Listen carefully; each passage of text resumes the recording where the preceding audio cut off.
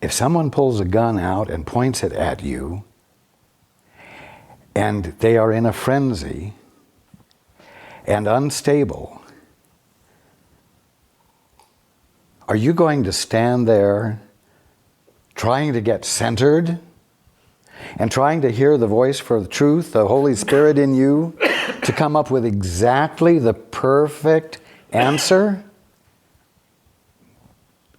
Not if you're wise, not if you're practical. You'll get out of the range of that gun as quickly as you can, and that will be your way of saying no. You will object spontaneously. Now, if you have time to listen, so that you can hear what would be the ultimately appropriate way to deal with this, do it. Not all abusive circumstances call for an instantaneously immediate response. But I'll tell you something, it's a shame to let abuse continue that you recognize as abuse because you're waiting for the perfect answer. Do you hear what I'm saying? That is spiritual stupidity. If something is going on that is abusive, don't hesitate to blurt out your no, your objection.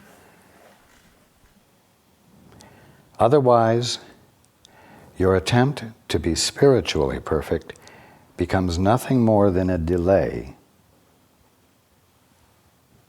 in the provision of relief from abuse.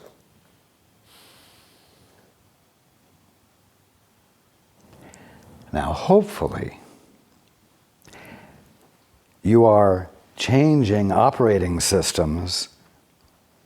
Hopefully, as a result of changing operating systems, you're more consistently in touch with guidance, so that guidance is available to you on the spot. But for God's sake, and I mean for God's sake, for the sake of that which is God in each and every one of you, don't delay in objecting to abuse in order to get centered and connected with your divine source and feeling the movement of being on the beam, so that you can hear with utter clarity how to be the presence of love in this situation, so that there is blessing for all involved. Perhaps there's another punch to the face that occurs while you're doing that.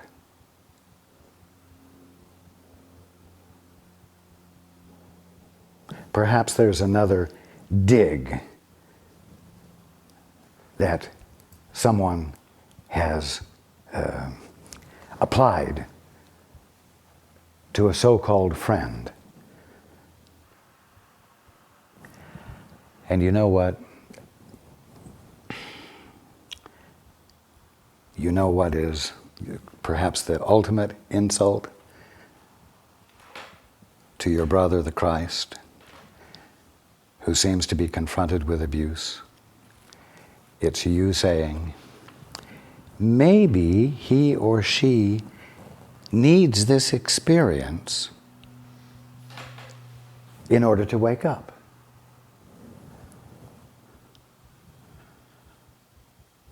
Maybe I should just bite my tongue and say and do nothing. After all, this may be the part of the human condition. This may be the very experience that will turn the tide for them and cause them to shift. And so I will stand in support of hate.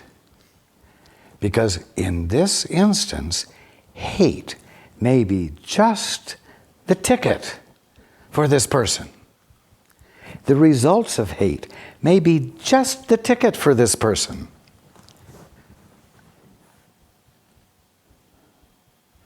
Do you see how distorted your spirituality can become? Well, you know what? Maybe sin, disease, and death really has some divine purpose. After all, they wouldn't be having the experience for no reason at all.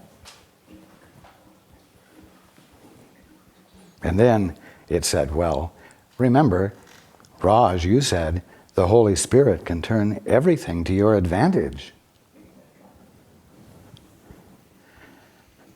Well, thank God the Holy Spirit can.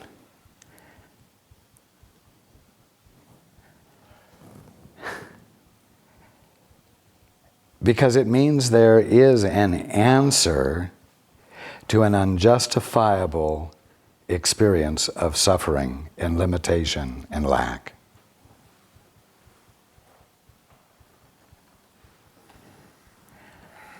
But don't take what isn't real.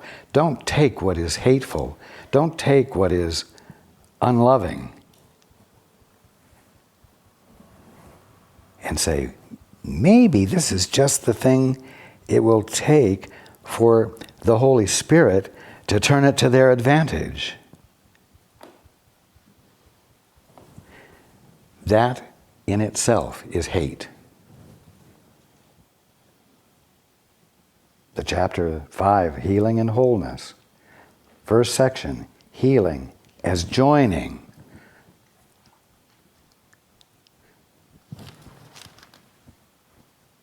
And the next section, the mind of the atonement.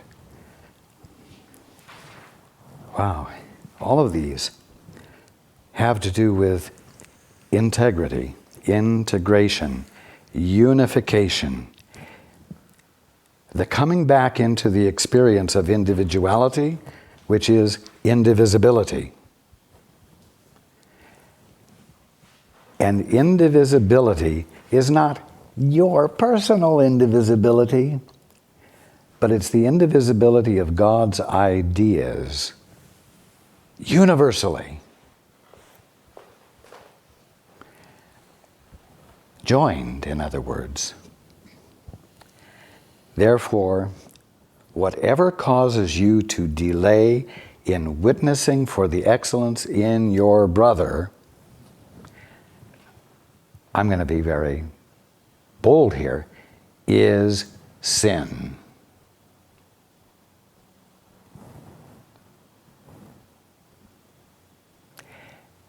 It is the exact opposite of truth. It is the exact opposite of your function. And when you deny yourself your function, you are caught in, quote, the human condition, your dream. And there's no way that you can say, looking at another, maybe he or she needs this hateful experience, because it might just be the thing that will move them over the threshold.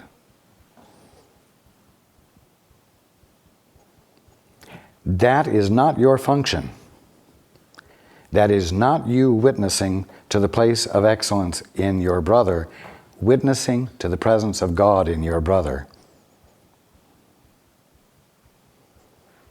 And it does nothing but delay transformation. Now, I will let you continue. Well, I'm aware of what you have just said.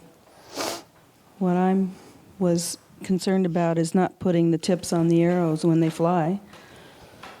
and being in a place in my mind where You know what? am. When they fly from where? From whatever direction they're coming. From you? No. Toward you? Towards me. Yes. What does that mean, not putting tips on the arrows? It means not reacting. What does not reacting mean? Getting emotionally upset, which is being in judgment.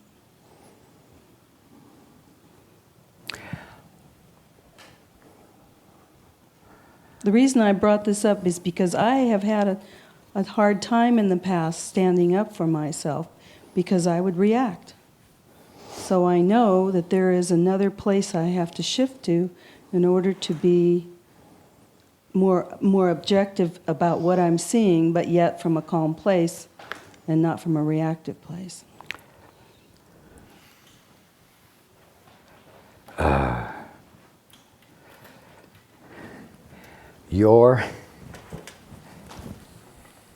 Your capacity to say no with the power of the universe behind it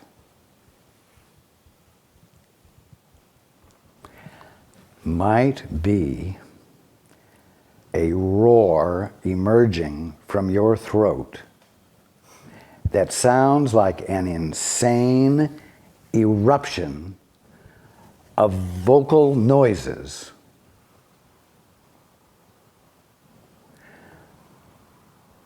that one could look at and say, wow, she's really in a state of reaction. But because it came out of your mouth from the tips of your toes, because you knew with utter clarity that what was happening was inappropriate and there was a call for correction, would cause the correction to occur. What you're talking about will cause delay in the necessary objection. Yeah, I know. I've experienced that. I'm going to tell you something else. Many times when you stand up for yourselves, all of you, and you're shaking, and you are uneasy, you are unsettled, and you express your objection without control and without dignity, but you express it well so that it is heard. Whether it's accepted or not, it's heard. All that's happening is that you are speaking from an integrity in you that you're not used to acknowledging, and that you are used to soft pedaling or pushing down. And it takes that much energy for you to speak from your integrity and get it past your lips. And then you say, boy, I have to get pretty angry in order to speak up for myself. No. And then you say, wow, I was being emotional, and that isn't spiritually correct. That is ego. Emotions are ego stuff. And you talk away what was perhaps one of the few times that you spoke from your integrity,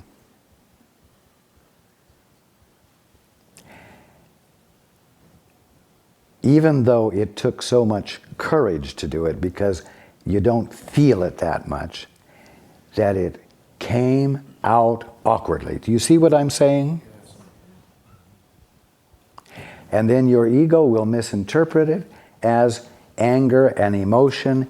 The ego will interpret it as an ego reaction. Isn't that funny, the pot calling the kettle black? The ego will say, that was an ego reaction, Trish. Shame on you.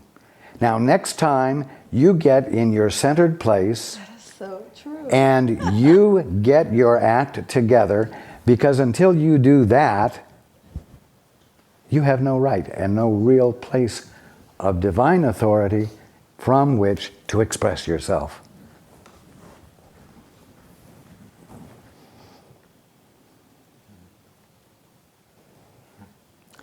So,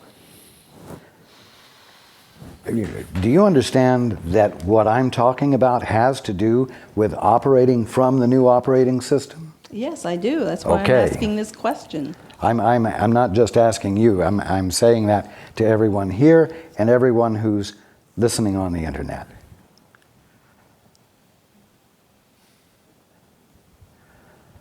It seems that we have I'll speak for myself.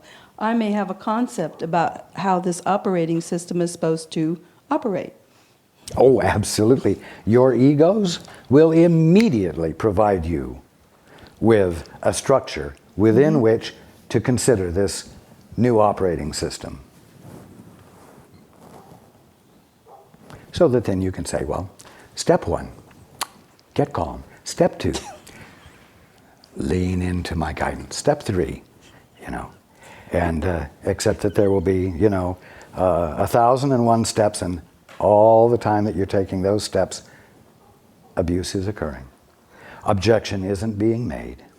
And all the time that you're doing that, you're feeling so good about yourself because you're doing it the right way. And because you're doing it the right way, there will be a blessing for you. Hopefully the person who's getting killed in the process will get a blessing too. I tell you, I'll give you all a hint. Join with your brother first and then reach for the Holy Spirit. Don't reach for the Holy Spirit and wait to join with your brother in witnessing for the excellence in him or her. And mind you, sometimes joining with your brother or your sister means objecting to hateful behavior that they are expressing toward you. Don't justify hate. There is no spiritual principle that justifies justifying hate. Oh, the argument has come up that, but I don't want to confront anyone. Oh, of course.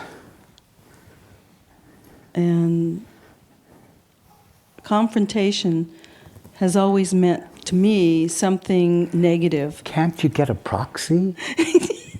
Is there a proxy anywhere in the group that will... Maybe somebody else will do it.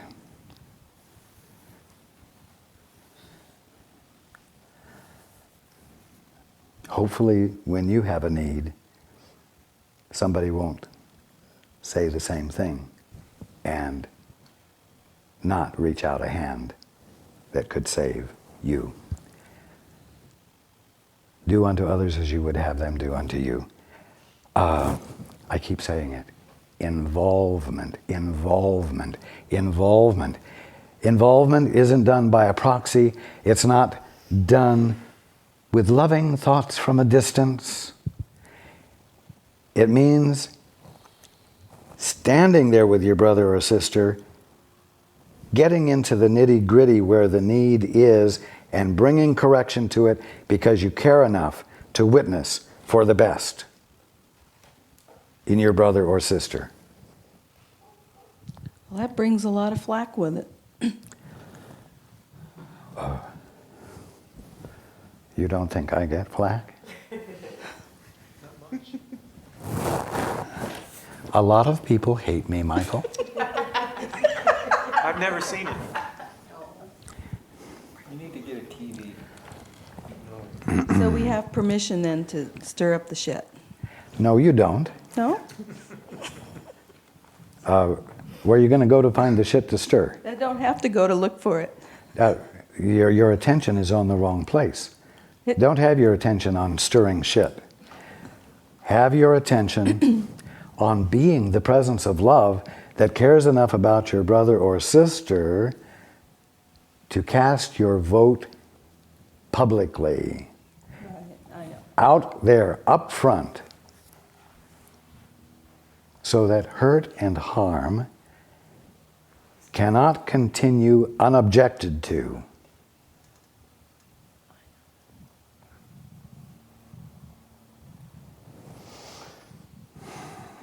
Well, I totally appreciate your clarifying this. In principle, I am in agreement with that, of course. No one has the right to hurt their brother or sister until they're stopped. It isn't as though there's some innate right you all have to do anything you want until you're corrected. You can't say, well, he's just expressing himself. He's just exploring new territory of self-expression as he runs by and snatches the purse off the old lady's arm. Raj, I think to encapsulate the whole thing here is either people get angry and say nothing, can't say anything, or they get hurt and can't say nothing. And these are the two emotions. Who is the person? I'll speak for myself. The person objecting or the person? The person objecting, or the person to whom the abuse is targeted. Start over now. Okay.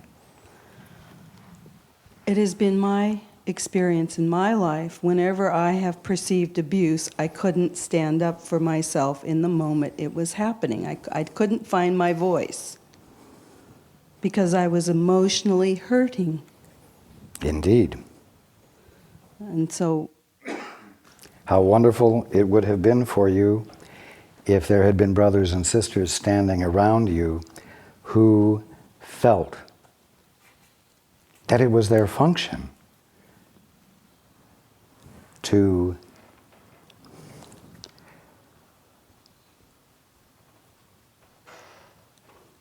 say no to the abuser, to witness for you.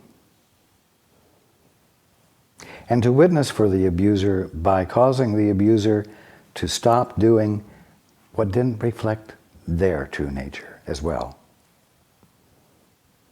That is a shame that was your experience. And what I'm talking about is what will correct that experience for everyone in the future. Right. And you know what? Maybe you had some incredible insights as a result of the whole horrible experience. I did. But that is not justification for not helping someone else. It's by the grace of God, the Holy Spirit, that it was turned to your advantage. Oh, absolutely.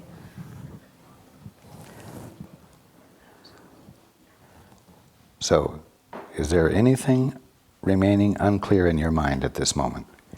You were asking a question.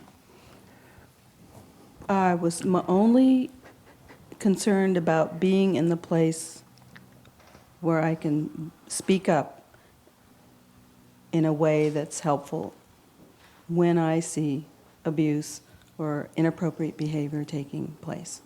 That is joining with or being in the right, coming from the right operating system. And you said even if you don't think you're coming from the right operating system, just open your mouth and do what you see. That will be helpful. Raise objection. Yeah, because I care. Exactly. What other intelligent choice do you have? None. Good. I only brought this up because I know there are many who are like myself used to be, who can't, for some reason, get involved or say something.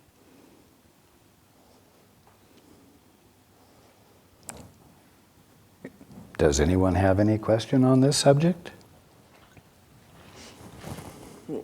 This is something exactly what I've been struggling with since last summer when I just blew up at my boss. And I did everything you just said, that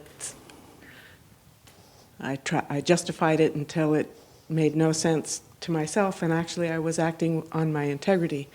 So I remembered that, and that was really significant to me, and I've begun trying to stand up when I see something that I think needs to be challenged, and been watching myself to make sure that I'm not coming from emotion or ego. If there's enough time, I can stop and ask, oh, what do I say here? And I do, it does feel exactly like you said, it's coming from the tips of your toes, and your entire body feels the truth of what you're saying, and you can't hold it in. And I think that's where I don't feel the judgment that I used to feel against the person whom I saw the behavior. It seems like I'm released from judging them, and all of a sudden I feel like I'm on their side. Of course, they don't feel like that usually, but that's okay.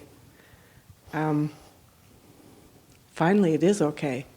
And I care enough about them to say, whoa, hello, wake up here. Whoa, whoa, whoa, you're making a big mistake. Just try to find some way to do it. And sometimes it comes out real awkward.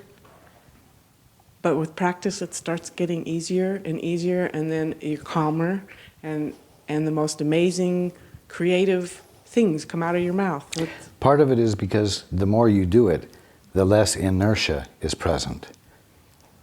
When it first comes out and feels like an explosion, most of the dynamic is the overcoming of inertia within you, your own reluctance to let your integrity have expression just because it's really there. Kind of like all the suppressed things behind it too. It's like a cork in a bottle. All of a sudden the cork gets released, and by God, you're going to have your say, finally, and somebody's going to listen. Your sanity. So, and then once you do that, you don't want to go back, put the cork back in the bottle. That is correct. It's very uncomfortable sometimes, and then my ego gets a hold of it and says, oh, so you think you're the corrector, huh? You can go around and tell everybody how to be, oh, you're not right, and you're not right. But then That's stirring shit. That's what Yeah, but I am not talking about, quote, being the corrector of people. We're not talking about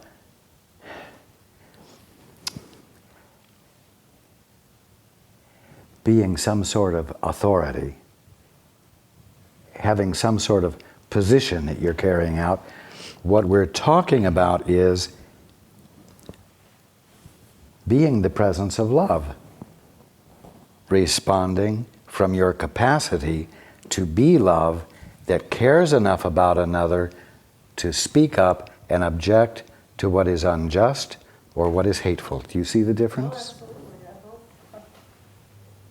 Okay. That's all I had to say. Thank you. You are welcome.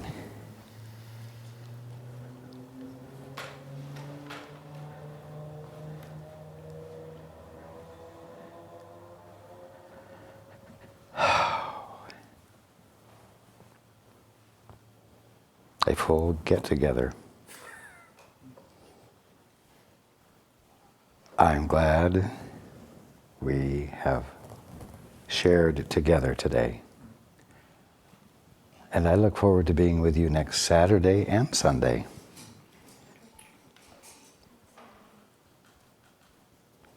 Thank you for letting me be the corrective presence of truth.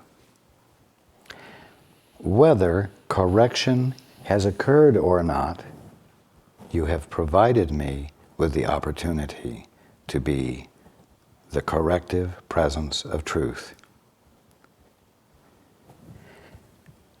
Now,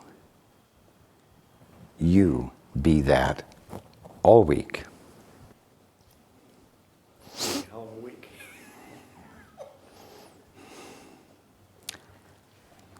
Okay.